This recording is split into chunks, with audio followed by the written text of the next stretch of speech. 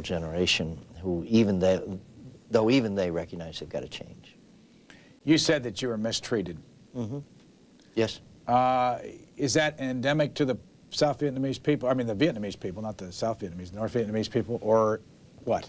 The Vietnamese viewed us, understandably, as an enemy. They viewed us as, they call us air pirates. We had bombed their cities, towns, etc., and they believed that, and I understand why they believe that. As you know, they're very naive people, and I understand why they would dislike us, and I would understand even why they would mistreat a captured pilot to get military information.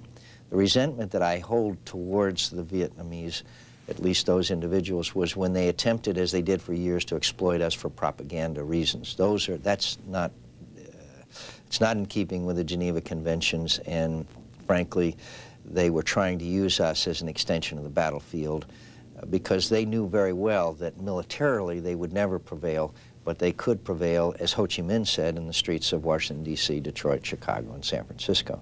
So most of the mistreatment was to make tapes, to confess crimes, et cetera, et cetera. You're Senator Џона S. McCain III? Yes, yes. This is a leading question because I know, you knew your father because when I was in the Navy, he was the first admiral I ever met when I was in the basic class at Little Creek in Virginia going into the Navy. He was Џона S. McCain Jr. Who was he and what role did he play in this war with you, you in it over in prison? Both my father and grandfather were Navy admirals. In fact, it's my information they're the first father and son who were both four-star admirals in the Navy. My grandfather was an early naval aviator and was the commander of the carriers in the Pacific under Admiral Halsey in World War II. My father was a submarine officer during World War II and worked and was promoted and was the commander-in-chief in the Pacific during the Vietnam War, during the time that I was in prison, which was, as you can understand, a very difficult period for him. Much more difficult, in my view, on him than it was on me. And what year did he die? He died in 1980. Did he see you elected to the United States Senate? He did not. Did he know you were going to run? No, he did not. And before, you said you spent, what, 21, 22 years in the Navy? Yes. You got out at what rank? As a captain. And what was your last job in the Navy? I was the Navy liaison officer to the Senate. Have anything to do with getting you interested in being one of them? Yes, exactly. It did. It made me very interested in political life, not because I found that particularly attractive, but it's certainly when I saw what a person can achieve as a member of Congress, it became very attractive to me. Again, if you've just joined us, we're continuing our many-hour special, Vietnam Revisited. Our guest is Senator Đona S. McCain III. And he is here to talk about his experience, 5.5 years as a prisoner of war during the Vietnam War. And we now have some video that will take us, we just drove around what is called, I guess, are they all called Hanoi Hiltons? You know, the media called them all Hanoi Hilton. We had different names for them. The Plantation was one. The Hilton we knew of was the old French prison, which I think we're going to see later on. And there was another large prison also, but we gave the only one we called the Hilton itself specifically was the old French prison. The one we're driving around now we called the Plantation. All right, this is a complete around the block of a prison, that the Plantation that's inside of all this. Does this look familiar to you? The outside does not, because I never saw it from the outside. Whenever we were taken someplace, we were always blindfolded and handcuffed and taken at night, so I never saw the outside. When you went back there in 1985 with Walter Cronkite, what was the purpose? They asked me because it was the 10th anniversary of the fall of Saigon, sort of a review of the whole U.S. involvement, and I must tell you, it was a great thrill for me to spend time with a man like Walter Cronkite, who was an incredible individual. I don't have to tell you how knowledgeable he is and what a fine man he is. And how long again were you inside this prison? For this particular prison, I was there about 2.5 years. What's your strongest memory of this one? I think my strongest memory is the heat.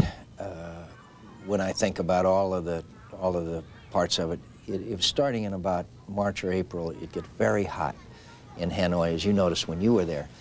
And our rooms were not ventilated. All of them, the windows and everything were blocked off because they didn't want us to see each other. They kept us isolated.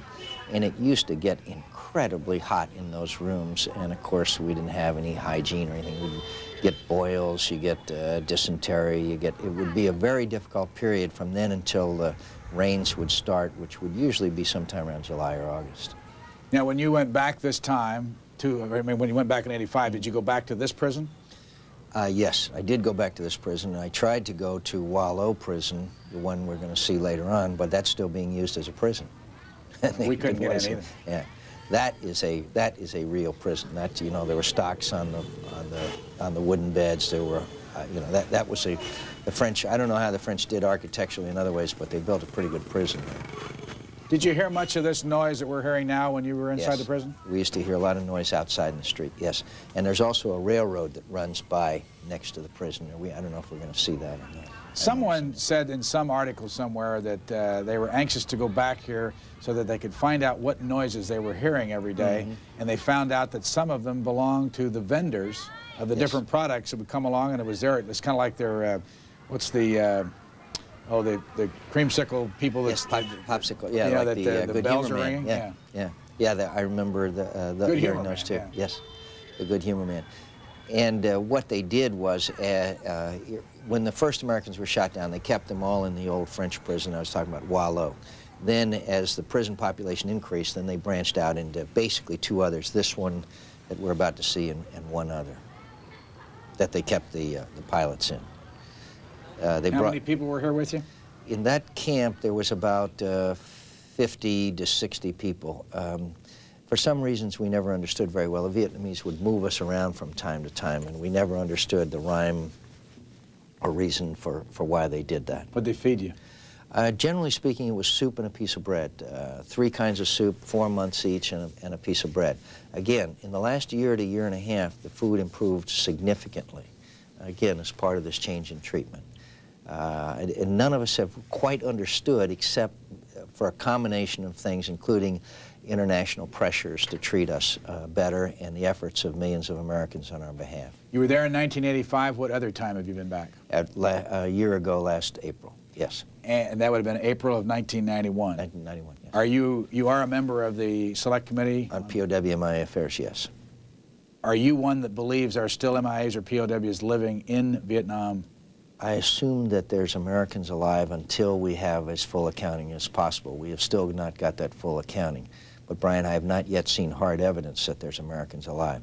And I am somewhat pleased at the progress that has been made in the last 6 months to a year. What are the politics of it? Who are those most anxious to lift the embargo and those who don't want it lifted? Business in America is very interested in having the embargo lifted. Those that are opposed to it are those that feel that the Vietnamese have still not been totally forthcoming in their efforts to resolve the MIA-POW issue. I think it is generally agreed that the Vietnamese have complied with our demands that they move forward with a peace process in Cambodia as well as their withdrawal.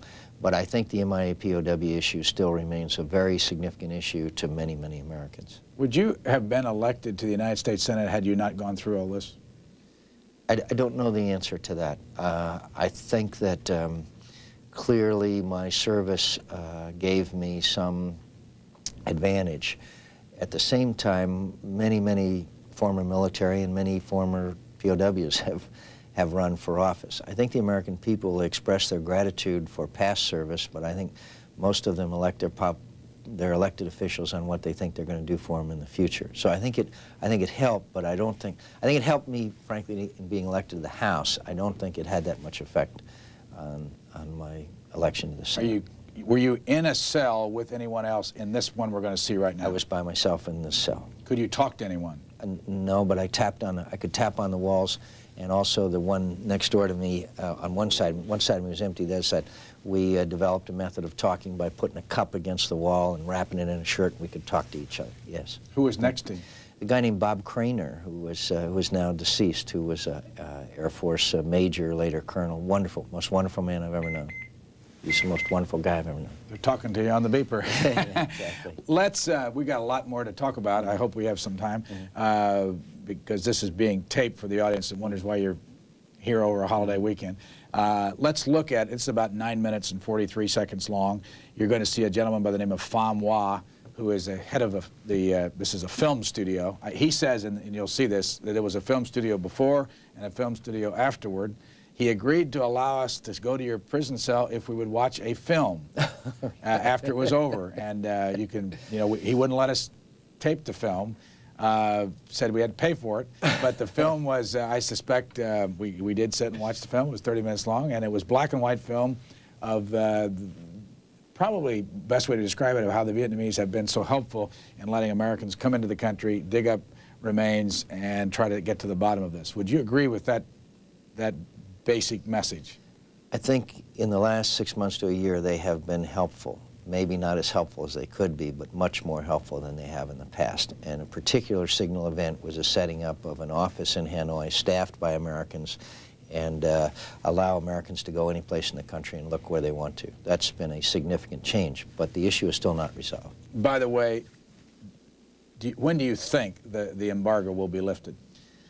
I would think if progress continues in the way that it has, that you could see it sometime after the elections, but I think there's a lot of things that could need to be resolved yet, particularly in my POW issue. Which nationally recognized group is the loudest opposed to it in the veterans groups? Excuse me. There are various organizations, as you know, some that are more, quote, mainstream, such as the National League of Families, and then there's others that are what were viewed by some as splinter groups. I think those that are the less mainstream are very reluctant. I think the League of Families has a position that they're opposed until there's a full accounting, and they have to have great credibility, and I believe they have great credibility. But there has been, as I say, there's been a great deal of progress. We should thank the Vietnamese for that, although we still have not gotten the full cooperation that we need, particularly in the area, in my view, of Laotian, where the Laos problem is. As you know, there were hundreds who went down in Laos and very few ever returned.